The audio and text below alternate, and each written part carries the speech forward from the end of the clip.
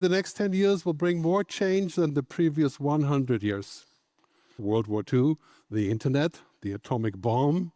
Now the next 10 years, nuclear fusion, unlimited energy, genetic engineering, a mind-boggling scenario that will have opportunities and challenges at the same time. Our major opportunity is that we're inventing so many amazing things that we can solve a lot of practical problems. Water, food, transportation, electricity, energy, solvable, science and technology. Difficult to solve, cultural, political, policy issues, religious issues, governance issues, collaboration. We're very good at inventing, but not so much at collaborating. That has recently become a big problem. Because now we're looking at the future saying, okay, we could solve all this, but instead we decide to go and do something else with the great technology. And artificial intelligence, of course, is one of those things where that is happening. It's safe to say that energy, climate, and technology are the two major topics today. The good news about energy and climate is we can solve it. We have the tech, we have the science, and we have the money also. We're just putting it in the wrong places. So this is a very hard discussion, especially today, with the political shift that we have in the United States. And now we have technology that can, some people say, think. Machines that can learn, they can understand, they can speak, that can reason, they can pretend to be human. Artificial intelligence, that's a whole different ballgame. Until 10 years ago, computers were pretty much stupid. So it would learn a little bit, but you run your Excel spreadsheet, you run the spreadsheet. Today, I command the computer to make a spreadsheet and to learn from the data that's coming in and to surpass me in many ways. We're at the fork in the road moment. We can take all the cool tech that we're inventing and we can basically solve almost all practical problems. Or we can take the same tech and build super soldiers and start a Manhattan Project for artificial intelligence. And this is the dilemma. Because today, you won't be competitive if you're not using artificial intelligence. That's already quite clear. But if you're using it too much, then people will miss the human aspect. And you will have mistakes. And you will have less workers. You have social issues. So it's kind of like a real dilemma that we're in today that we have to fix. We have two worldviews. One is the view that the future is great. That's primarily techno-optimist kind of view. And then we have the view that it's a disaster. 71% of young Europeans are saying they will not have children because the future is terrible. What are you talking about? The good future doesn't exist. It's like everything is going bad that could possibly go bad. From Russia to what's happening with the environment, with climate change, with AI, with, yeah. Okay, you can make a long list. Here's a part of the list of things that are becoming more difficult. Misinformation, geopolitical tension, an arms race. That is kind of a dim view of humanity. I don't believe that humans are, in principle, either incapable or useless or evil. A lot of people argue that essentially because we can't get anything right, we have this. I don't think that's true. That will really be painting a picture of the bad future, a not so good future. Kevin Kelly, one of the founders of Wired magazine, he says, we should be optimistic, not because our problems are less, but because we have more capacity to solve them. This is crucial. We have a lot of problems of all kinds, but we're solving also very quickly. Life extension is already a big topic. People are getting older and older and older. In the West, we're gaining about 1/3 of a year every year in longevity. There are some exceptions, of course, but we used to live 100 years ago about 43 years on average. Today is 84. We have capacity to solve, but the same capacity is to destroy. We can use AI to create more jobs and help us do our own job, or we can use AI to make people jobless. These are questions of social responsibility and what we want. What is important is optimism. I find, because I read a lot of things, I read a lot of books, I read a lot of newspapers, I talk to people a lot, that sometimes you tend to get sucked into pessimism. It won't happen. No, they won't come along. They won't play China is evil and these guys are also evil and so everything is evil. So very soon you get into this dark cloud, especially when you're listening to social media. The best advice I can give you today, cut out social media, you'll find some optimism. because social media amplifies negative things. Instagram, great example for younger people looking at Instagram and say, oh man, this woman looks so cool. How come I don't look like that? So the future is not made by pessimists.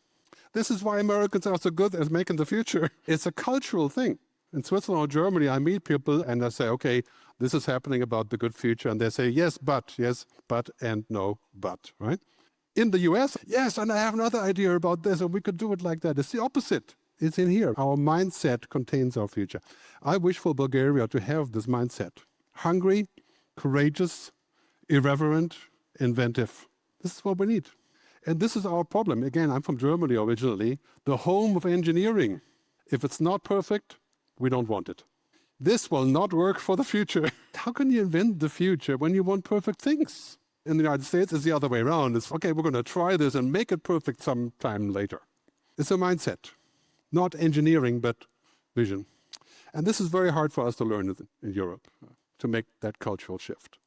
So optimism is really important. Like I said before, we cannot go into the future with fear. And fear is all you see today when you turn on Netflix or anything you watch, from Black Mirror to Apple TV.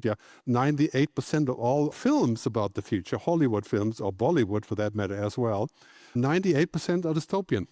First, the AI comes to take our work, and then it will take our body to harvest for energy. This is the story that we see. So basically any film you watch, it always ends like this. We need to get away from this thinking of utopia, dystopia. Kevin Kelly again calls this protopia. Protopia means I go a stepwise approach into a better future, fixing one thing at a time, and not subscribing to this, will AI kill us or will it bring us heaven? Any technology can kill us. A hammer. I can buy a hammer and kill my neighbor. But do we make hammers illegal? But AI is quite different. I'll talk about that later. But the bottom line is we cannot make a good future when we're full of fear. Because when you're full of fear, what do? You protect yourself. And this is not just happening when we vote, like we saw in Germany. Of course, that doesn't work. That's a fear-based economy. We'll never get anywhere. We're just going to say, no, we can't do that, and we have to protect everything we have. So it's important we look at this approach. Sometimes we have to protect things, but most of the time I think we should be excited about things. Okay, let's be excited, but not stupid. There's a difference. It is plain stupid if I'm going to use artificial intelligence to develop a digital human. Artificial general intelligence. A machine that can be smarter, parenthesis, than all humans combined. This is the declared goal of OpenAI and other companies, about 20 of them, to invent the digital human.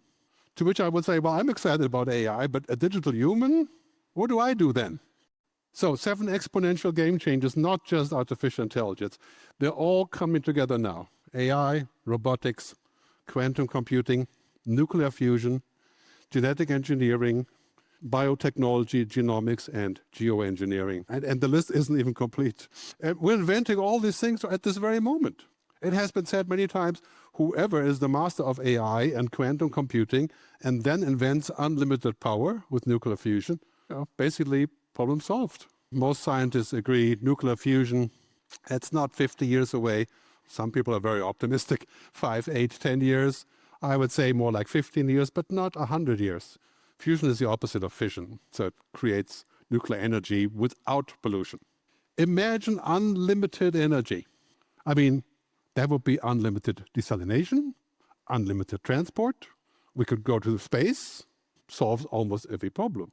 Then again, we need more power, so nuclear fusion, and of course, quantum computing, unlimited computing. So the bottom line is, on these things, the future always arrives gradually, then suddenly. So in other words, we don't see very much, and boom, one day is a pivot point.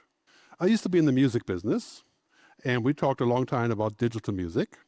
And I was in a bunch of startup companies. I started a few enterprises in California in digital music back in the days of Napster. And one day, Steve Jobs invents the iPhone, where you could put the music safely, lock it in there, and download over the air. And all of a sudden, the music company said, yes, well, that would be a safe way to keep songs without going bankrupt, because the music is cheap. And boom, here we are. The music industry went from $50 billion in record sales before the internet to 15. It's called the Valley of Death, when your business model collapses. And one day, the pivot point is reached, gradually, then suddenly. Today, 220 million people are paying an average of $10, 10 euros or equivalent per month to get digital music. That's almost $2 billion a month in new money. And no distribution cost, no shipping, nothing, except for the service. When you're thinking today, oh, that will never happen because it seems impossible, there's no such word anymore. We think about, for example, flying. I fly about 250 times per year because of my speeches. I offset all the carbon, but yeah, this is a difficult dilemma. I wish there was a way to fly carbon neutral, and that is possible. Yeah. The next scene is me in San Francisco about a few months ago, taking a Waymo autonomous vehicle and driving that all over town. So here I'm going up Russian Hill in San Francisco. I used to live there, so this is not so easy to drive there. It's up and down a lot. But first I was really scared being from Germany. But okay, it worked. I took it the whole time in San Francisco, and it cost half of a taxi because there's no driver. But would that work here? Would it work in Rome or even in Zurich where I live? Unlikely, because there's many reasons why it's working there. Yeah. So gradually, then suddenly, I think many new cities or more modern cities like Dubai and, of course, China will have self-driving vehicles much quicker than we will here for economic reasons. But so we can safely say the future is not an extension of the present. I know this is disconcerting. You've built a business doing things a certain way. All of a sudden, you realize this kind of business probably won't be needed. Record store, do we have record stores? Yes, we do for vinyl, not for CDs. So in the future, a lot of businesses will experience this shift. We have to do something different. The German car industry has completely missed the boat on this until just recently by saying, okay, the present, make better diesel engines. Oh, kind of a problem. We don't need diesel engines anymore. What do we do now? We make software. That's the future. Do not miss that intersection. What Bulgaria did a few years ago, what it does today, is very unlikely to be the same in the future. Or if you do, it'll be a different shape. Electronics, manufacturing, sustainability. We're going from this idea of extraction. Bulgaria is still very much dependent on fossil fuel and coal. Right? This idea of extraction is over. And now we're moving to the idea of creation. That's what sustainable energy is all about. It's a fundamentally different business paradigm. I'll talk more about that later, but okay, green is really the new digital. No matter what's happening today, there's a backlash, clearly, because now all of a sudden we have to think about spending money on weapons in Europe, and there's a backlash against green energy. This is temporary, because there really is no other solution. The other solution is 4 degrees of global warming. So if that's your preferred choice, that means 500 million climate refugees all coming to Bulgaria, not just getting to Europe.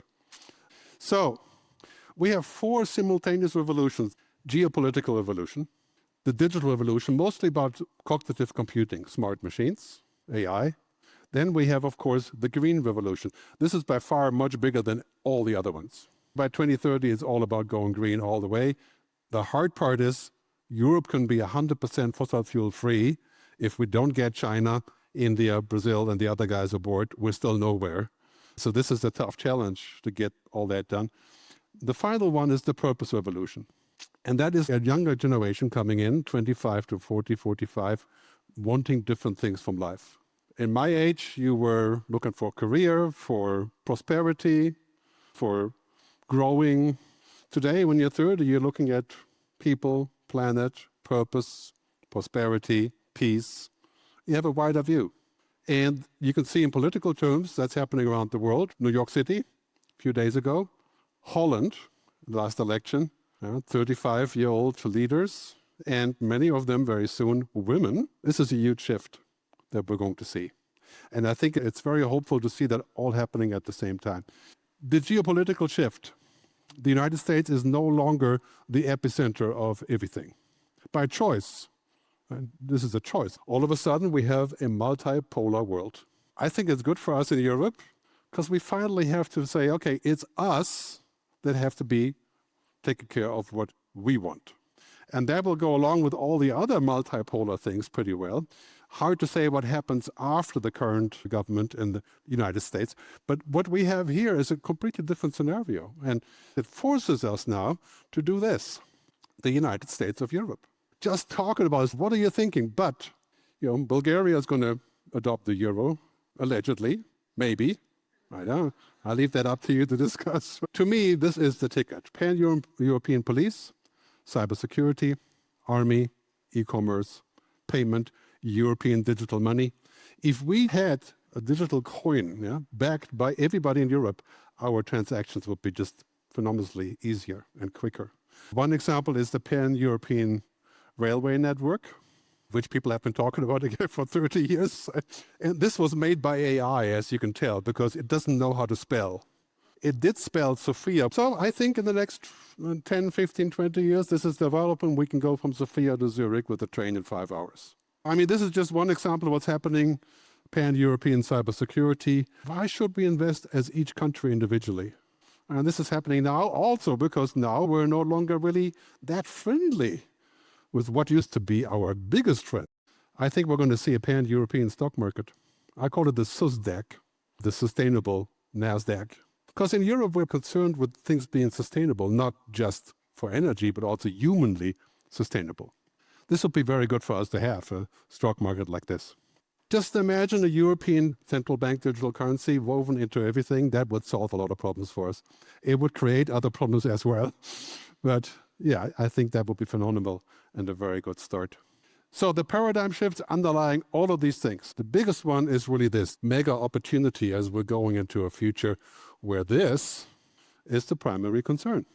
Not to say that economy isn't a concern, but we're looking at it together, economy and the planet. It's not either or, right? Obviously not. But how can we have a great economy when we have no planet? There wouldn't be a point. So now this is becoming slowly clear also in the capital markets. Your favorite stock will not be Saudi Aramco anymore in the future, no matter what they say, how they care about the planet. This is a different choice that we're making as to what we like and how we want it. Of course, importantly, boomer-centric. Now we're going to millennial-centric. They want different things. And then lastly, of course, the biggest one is humans will no longer do the routine work. The monkey work, you could say, the commodity work, because machines are learning how to do that. For example, simple translation. Yesterday I spoke in Zurich, where we had an automated AI translation, rather than doing what these two people in the back do, an automated AI translation in 4 languages. And to that I would say, well, I listened to it for a while. It was good enough. I mean, to me, if I speak German and English, it's terrible German, but it's much cheaper. We're entering this problem of good enough. So you will have writers who are in AI because they're good enough. You'll have doctors who use AI because that's good enough. But is it really good? I mean, these translators are certainly, if you had a headset, you could tell, doing a much better job than any AI today could do. Is that going to be the same in 5 years? Today, translation already is standard routine with AI for things like manuals for refrigerators, where it doesn't matter so much. We're in this huge paradigm shift, and this is why right now is such a painful time. We're at the pinnacle of that shift from these things that are happening into a new world where we're going to have global technology collaboration, sustainable systems, zero carbon energy, circular economics, roughly 2050. You could say if you look at this, that would be kind of nirvana, like all problems solved. And that will enable us and force us to reinvent our economic logic. Our old economic logic, whatever you want to call it, profit and growth, has timed out. Now we have to think about a larger story. Like I said earlier, people, planet, purpose. And let me remind you, this has zero to do with socialism, communism, or any of the isms. Right? This is just, if you're looking for a good future, it won't be there. It won't be in the past. Because the past is the past and it's over. That part of it is just ending. Sustainability is core strategy. We already see the ascent of renewables. And here on the left, we see all the things that we're already doing in climate technology. If you invest in climate technology today, you can't be wrong. I mean, no matter how you look at it, we're going to need all of these things. Airplane fuel, supply chain economics, agricultural software, smart farming, all of that. I invested in solar 20 years ago, I lost my money. However, here's a reality check on that. We have to also consider the other side of the equation. Global energy supply, by fuel type. Down here is the enormous rise of renewable energy. And here we still have the rise of fossil fuel. And there are geopolitical reasons for this. So that's something to think about. We can, but will we? That's the question. Just yesterday, a great article in Time magazine, why AI leaders are betting on nuclear fusion. I mean, they're going to need more power. So this is a big topic. But I wouldn't bet on nuclear fusion yet. This is a very big if. Even if you are a scientist, it's impossible to predict the arrival of that miracle to happen. Geopolitics. It's no longer about socialism, capitalism, communism, all of that. It's about whether we'll make a good future or a bad future. Again, the election in New York has shown this, because Mamdani was talking about the good future. That's all that matters. That's the story, no matter what you think of him. This story, profit, growth, and power, is not a good future, because it's not inclusive enough. That used to work, but this scenario is much more likely, a more holistic scenario. I don't really have a word for this. You can call it like Al Gore did, sustainable post-capitalism. I don't know. I prefer to call it the good future or the bad future. So let me talk about AI. ChatGPT, right now 795 million users. Mind-boggling. Look at the growth of ChatGPT, OpenAI. More than the internet in terms of speed. If you're 20 years old today, chances are pretty high you're going to use ChatGPT, not Google.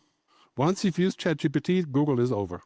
You just use ChatGPT the whole time for everything. And this is becoming a very, very big topic because the power of technology, mostly American technology, of course, at this point, NVIDIA is now worth, as of yesterday, $5.1 trillion, bigger than all of the pharma companies combined.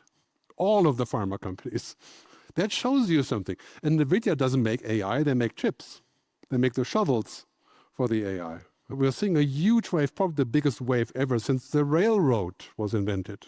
That artificial intelligence is egging that on, making that happen. So again, ChatGPT, now you can buy things on ChatGPT. You can order your airplane ticket. You can let ChatGPT look at your email and make suggestions. It's essentially become an agent for us, an agent for our lives. I would never, ever let ChatGPT into my email or to my Google Drive, but a lot of people are doing that. I think that would be highly unsafe, but it seems to be a popular thing to do. And we have to keep reminding ourselves that years ago, 300 years ago roughly, we had the Industrial Revolution that brought us more muscle power. Machines, cars, airplanes, engines, and so on. But what we're seeing now is even bigger because it's about brain power, not our brain, intelligence. I mean, our brain is limited. We can do kinds of brain exercises and take some drugs and stuff. We get a little bit faster, but our brain is limited in here. The computer is not. Limited intelligence, or unlimited parenthesis. So this is important to realize what the difference is, because now we're moving into the world of digital intelligence. And that means logic, probability, numbers, not feelings, emotions, intuition, imagination, any of that. Even though it can fake all of that as well to be kind of human.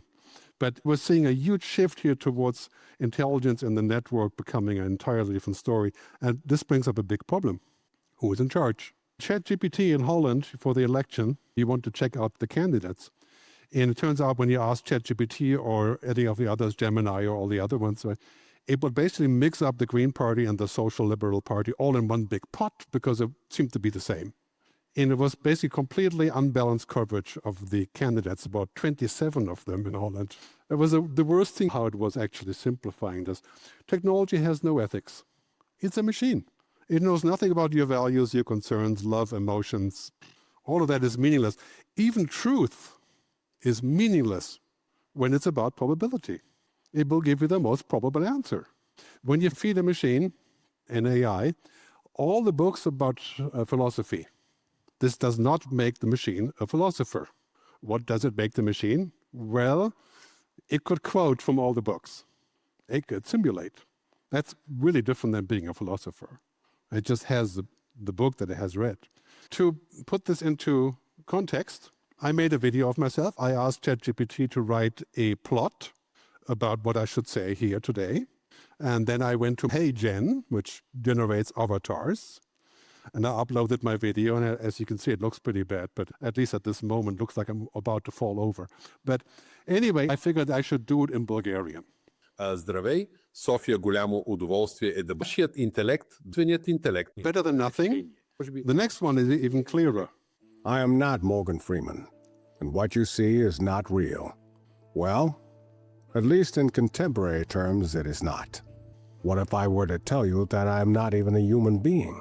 Would you believe me? So I think it's safe to say that this could be heaven or it could be hell.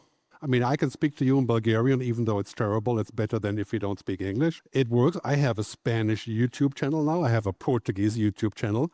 And people tell me they like it, even though it's probably not that good, but better than nothing. Good enough. But what if everybody can be copied? I'm sure you're familiar with this. Now you're getting phone calls from people pretending to be your daughter in an emergency situation with the exact voice. It's a question of control. It's a question of protection. But how can we protect ourselves without taking out the plug? And how can we have an institution? I call it the Artificial Intelligence Agency. Big topic. So we have to be able to maintain the good and get rid of the not so good. This is our mission. And that's, I think it's really true for all technologies, but especially for AI. So if we define AI, this is the simple definition. I think it's a good way to define it. Computer systems that turn information and data into knowledge. Sir Demis Hassabis, Nobel Prize winner, who says this. Now think about this. If a computer can turn information and data into knowledge, what happens to us? I mean, if you're working and you've been working for 20 or 30 years, you have knowledge right now. The computer says, I have knowledge. Makes you want to scream. What are you talking about? What kind of knowledge does it have? And the next thing is we're going into general intelligence, which by OpenAI's definition is a system that surpasses humans in all applicable domains, like all. This is like a person with 100,000 PhDs. Allegedly, 2030 is the date where most scientists would agree we could have a machine with an IQ of 5,000. And again, that could be heaven or hell, because maybe we can solve cancer that way with this machine. But at the same time, could we trust it to be positive or maybe treat us like pets? More than 28,000 people have now signed an online petition calling for a ban on the development of AI superintelligence. As we've been reporting, the list includes hundreds of public figures: Prince Harry and Meghan, Duchess of Sussex, Virgin Group founder Sir Richard Branson. Several prominent AI pioneers have also joined the call, and the petition says the prospect of superintelligence raises If Prince Harry has signed, I figured I should also sign it, but this is a petition to not develop superintelligence. And mind you, this is not about AI, this is about superintelligence, the top pinnacle of a digital human, essentially. And we have to differentiate. AI is great for business. I think it's going to be an amazing business tool. We all use it. It's going to be even better. We have to be careful, but it's going to be a powerful tool. But superintelligence is a whole different story altogether. This is like having a nuclear reactor to make power or making a bomb from the same material. So we have to keep a good eye on that and see where that can be going. So we have AI boomers and we have AI doomers. Boomer number one, that's Mark Andreessen, the most famous investor in the history of Silicon Valley. He has invested in hundreds of companies, including OpenAI. He wrote a thing called the Techno-Optimist Manifesto, which you must read. I'll give you a quote from that in a second. And then the book of the day, that's this one. If anyone builds it, everyone dies. That's a positive message. Now, he's talking about superintelligence. This is the #1 New York Times best-selling book at the moment. I recommend you read both of these, but if you read this one, make sure to have a bottle of vodka next to the table. Yeah. Otherwise, it'll be a bad evening. Technology is morally neutral until we use it. You can see the use cases here: medical diagnostics versus deepfakes, civic engagement versus algorithmic echo chambers. It's basically, okay, if we do one, we can have the other. And guess what we do in these cases? What we've always done, what we need to upgrade: social contracts. I'm not going to wear my smart glasses when I'm having dinner with my wife. I mean, that's a social contract. Then we need, of course, regulation to govern what the AI is able to do and where the data goes. Like the European AI Act says, level 3 or 4 is forbidden. You cannot create a machine that is capable of constructing a recipe for a virus. That's going to be really important, I think, for us to get together. Because in the end, artificial intelligence is like this. It's going to be everywhere. It's like the internet itself. So what can we do to make this work, to govern this? We need to figure out the rules, and we have to make sure that this thing is a tool, okay? Like a hammer, fancy hammer, a super hammer. This tool could make some of us 30, 40% more efficient, could cut down processes that are tedious, but it has to also be correct and a little bit more than good enough, depending on what you do. If you're a lawyer doing a non-disclosure agreement for a small deal, good enough is probably okay. It's just standard. But if you're doing a $100 million deal, good enough is not so good. You don't want any mistakes. So this is a tool that we use. What is happening today that the tool is becoming the purpose.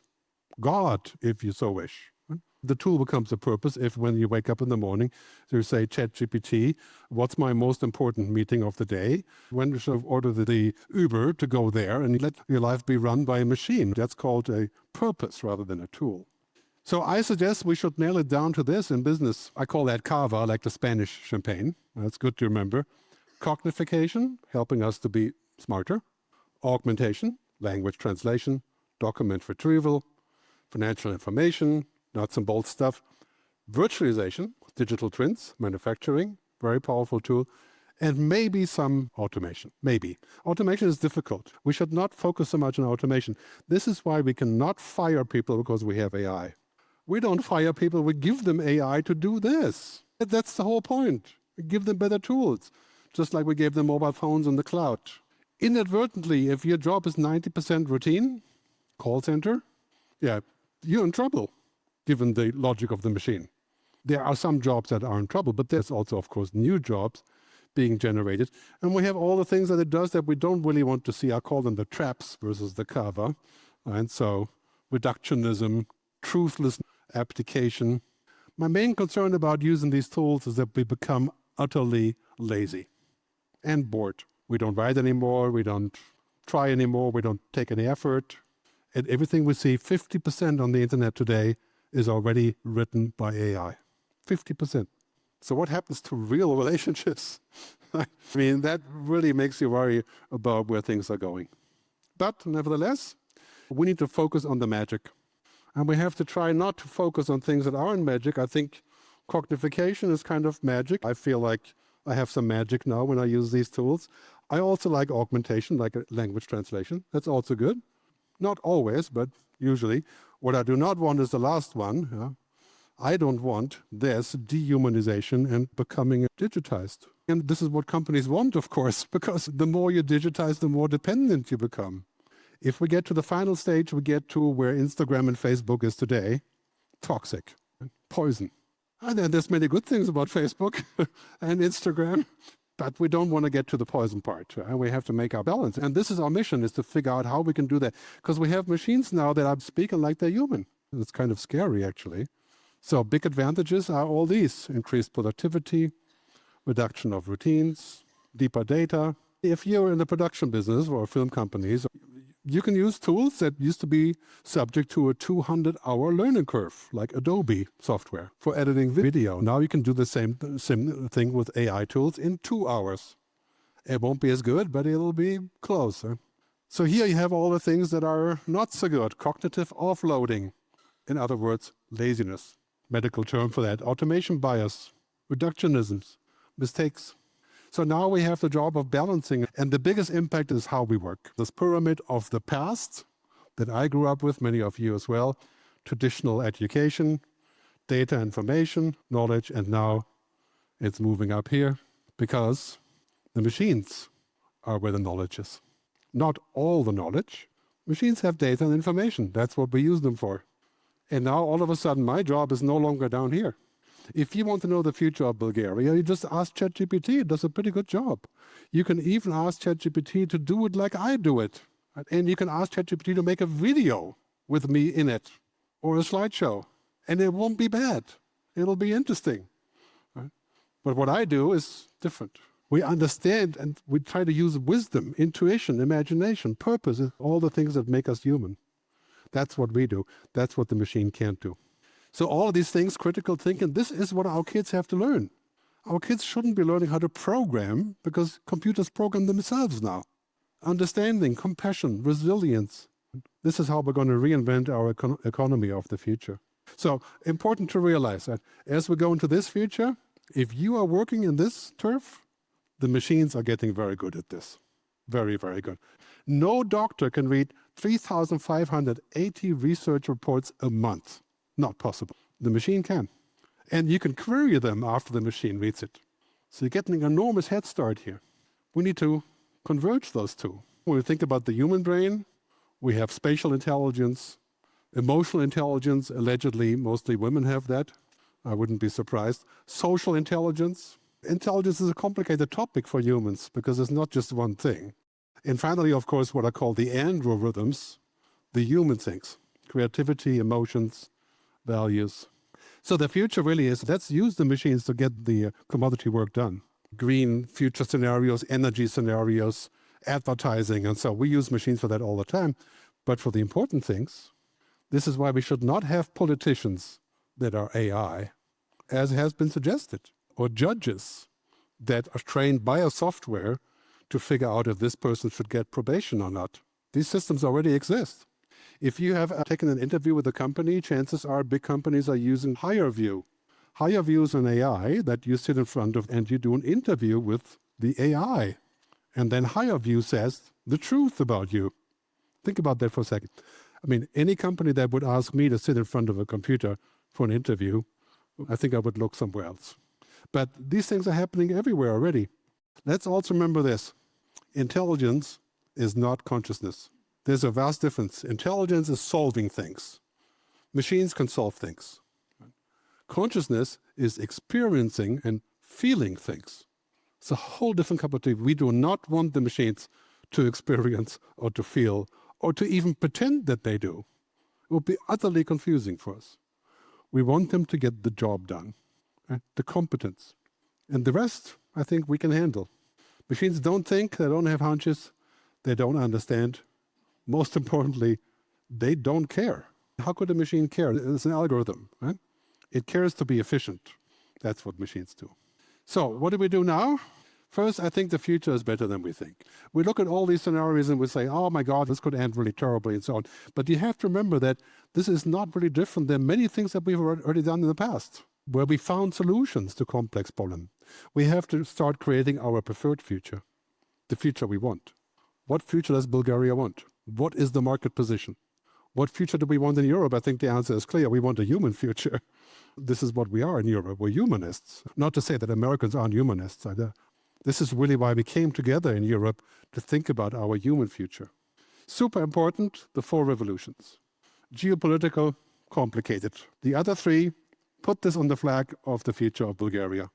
Digital, sustainable, purpose, and Europe. That to me belongs together. I've done a little bit of research using ChatGPT. Just kidding. Opportunities for Bulgaria. The obvious things that you know about electronics, healthcare, life sciences, sustainable IT, ecotourism. I found that interesting as a sort of new direction. A smart European manufacturing hub. The challenges, lack of digital innovation and low carbon transition, holding back everything. This is a huge opportunity. So just kind of as a flag and in context with these top-level topics here. Interesting chart.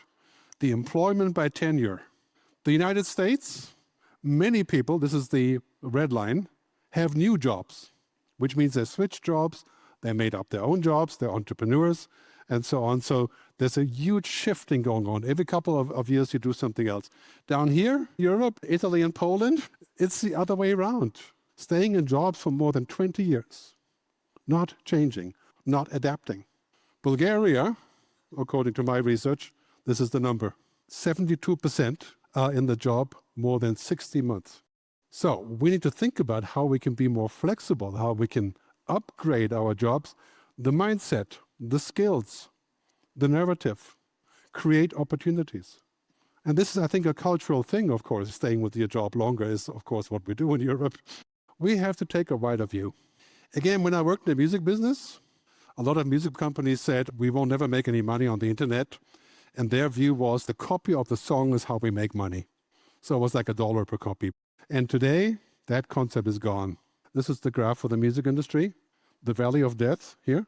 And today, streaming. It's a whole different business model. We're not selling units anymore. If you're in the car industry, you know exactly what I'm talking about. The car is a service now. It's a software package. It's an experience. It can also be a product, but yeah, it's just completely different. One of my kids doesn't even have a driver's license. I think that's very common now. So here's the number for the car industry, according to the Economist, going from combustion engine cars to software. That's the red box. You miss that transition, you're in deep trouble. Or if you're too late, you pay a penalty, as we can see in Germany now. I have no doubt that Germany will recover from that, but it's a painful moment. So we need to be able to say, okay, what do we do today? What do we do tomorrow? How do we get from A to B? And what would a new economy look like? And how could we participate in a new way of doing this? For that, you need this, the future mindset. You can buy it on Amazon. No, just kidding. This is World War II, soldiers listening to enemy airplanes. There were some soldiers that had incredible skill to differentiate the engine noise of different airplanes. And some of the funnels were like 50 meters tall. And they could hear them like an hour before they would show up. That's really what it means to understand the future. Because unfortunately, the future is moving ever faster.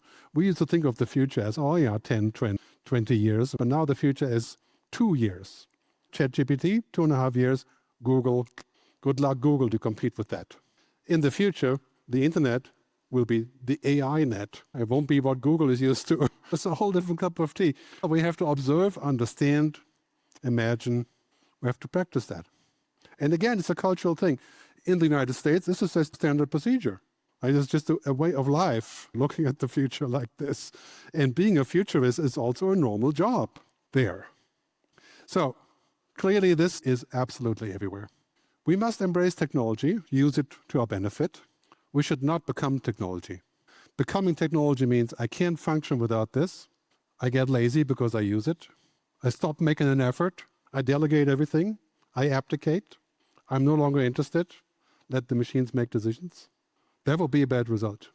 On the other hand, embracing technology means I can work faster, more efficiently, more productively, maybe even have more fun too. That would be entirely possible. So I think we need to invest as much in humanity as we invest in technology. Humanity means school system. It's not just about programming.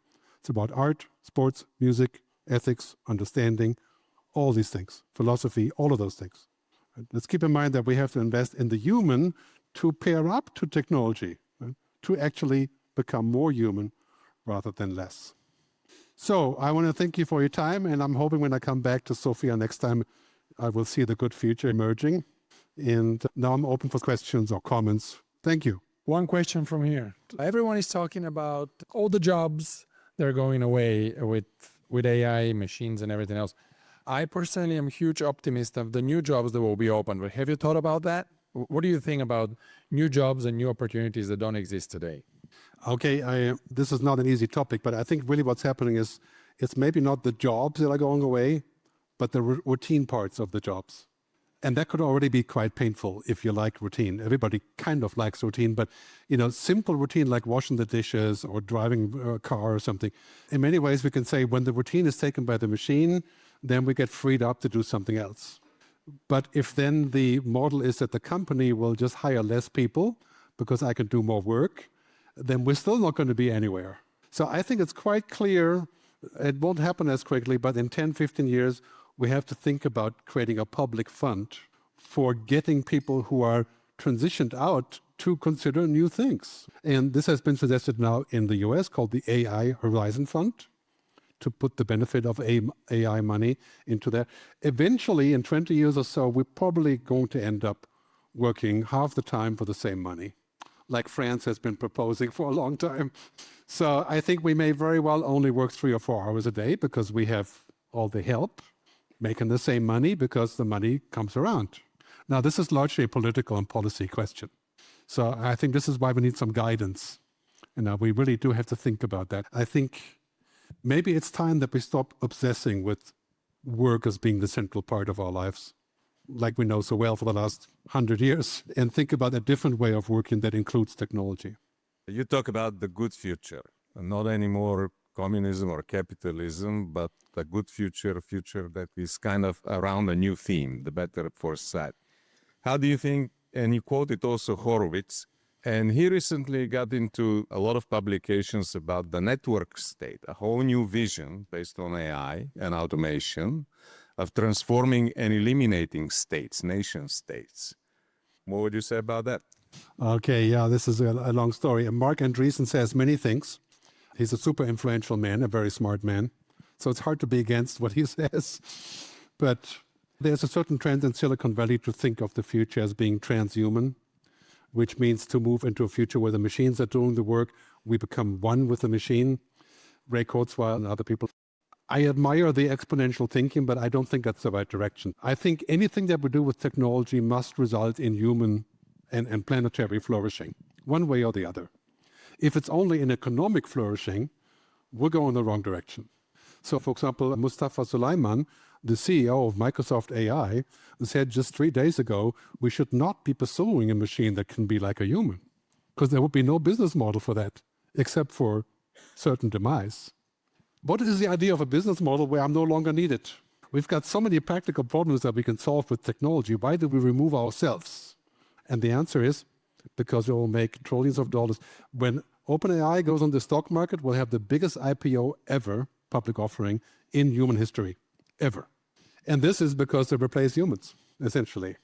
Now, I think it's a much better strategy to say, I want to augment humans and make us more powerful and restrict the power of AI to copy me, so to speak. So I think we really need to develop a strategy of what we're going to do about the work scenario to make it more equal. Because the biggest problem we're having today is that inequality between if you own the AI or if you're in the top 5%, like most of us here, then you're good. But if you're not, then you're down here and you're going to do bad. And this doesn't work, politically speaking. So it needs to be a balancing act. And that's traditionally done with taxes. Bill Gates says we need a robot tax. Nobody likes taxes, but hey, this is a big discussion.